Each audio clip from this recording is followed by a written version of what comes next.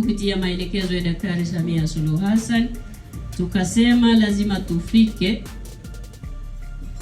na yeye awe sehemu ya sisi. Kama mnavyofahamu, ni Wizara ya Maliasili na Utalii iliyopewa jukumu la kuitangaza nchi kwa vivutio vyetu na mambo mengine yote. Na njia tunazotumia za kuitangaza nchi yetu nyingine ni kupata mabalozi wa hiari wa kuitangaza nchi yetu huko duniani. Sasa kwa kazi nzuri aliyoifanya, kwa alivyopita kuona yote, sisi tumekuja leo na cheti cha uteuzi. Tunamteua ndugu yetu Rio Ferdinand kuwa balozi wa hiari wa utalii wa Tanzania.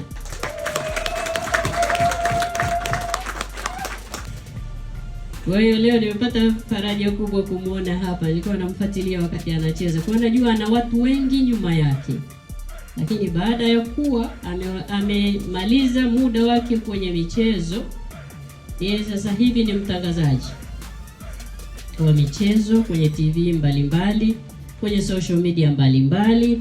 Tunaona ana wafuasi zaidi ya milioni 25. Maana yake leo tunavyompa cheti hiki cha kuwa balozi wetu wa hiari wa utalii wa taifa letu, tunakwenda kuwafikia watu milioni 25 tayari kuja Tanzania.